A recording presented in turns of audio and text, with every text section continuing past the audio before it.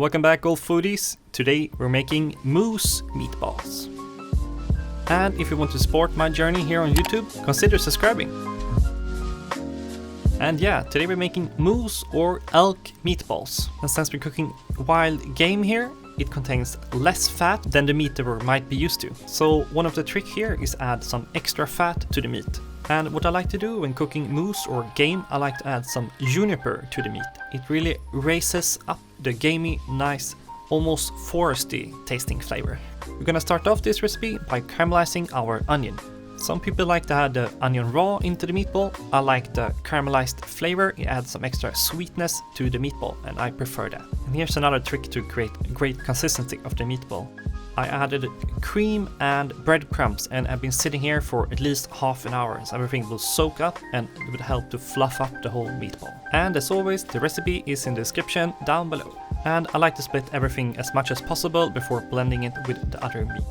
The other meat we're using here is a mix of 50% pork and 50% beef. It's totally fine to go with only pork here, so in other words, 50% elk and 50% pork. Works fine as well. And give everything a really good stir here. We want to incorporate the cream, the breadcrumbs, all the three kind of meats. And I actually skipped the spoon here. It works better to wet your hands and go crazy with that.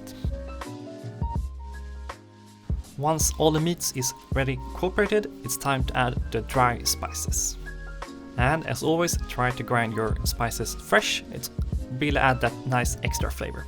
And I'm using around 5 seeds or berries from the juniper, freshly nice grounded. And since this is a Swedish recipe, I'm using white pepper here as well, and I'm going in with some nutmeg. If this were Christmas, I would probably add some clove and also some allspice. But this is more of a summer or everyday dinner recipe, so some extra salt, give that a mix, wet your hands, and now it's time to create the first test here. I'm making almost like a small hamburger because it goes quicker to fry. Put your pan on medium to medium-high heat and let the magic begin. And what we're looking for here when tasting is consistency. Or do we need to add some extra cream, dry spices, salt, or you name it. You want to have a caramelized surface but a nice, beautiful, fluffy inside. And that juniper really adds that really nice extra elevated flavor for the game. And you also get that nice sweetness from the onion and the fluffiness from the breadcrumbs and the cream. And to be honest, frying meatballs can be tricky sometimes. The problem is if you make them too big, the inside will be raw or not cooked and the outside will be burned. So try to create them kinda small in the beginning and then go up from there if you want to. It's optional here to use the oven as well. It actually works kinda okay, especially when you're cooking game. And we're starting off frying it with canola oil, but the butter will come in handy soon.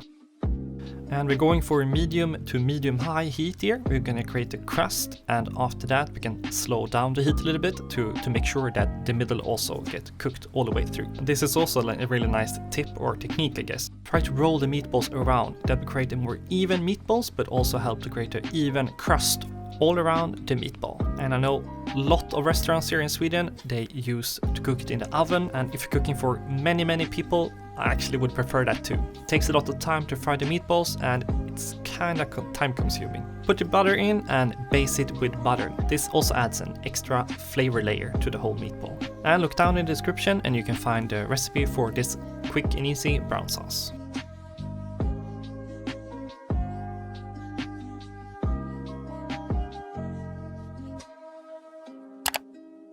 And for all the subscribers out there, you already know that I like my plating kinda rustique, so I'm going here with a boiled potato with the skin on. I really like the flavor from that. The meatballs and also the mandatory lingonberries.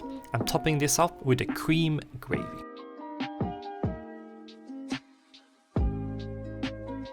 If you want to learn more about Swedish food and food from around the world, I'm leaving here a playlist in the end so you can continue watching if you like.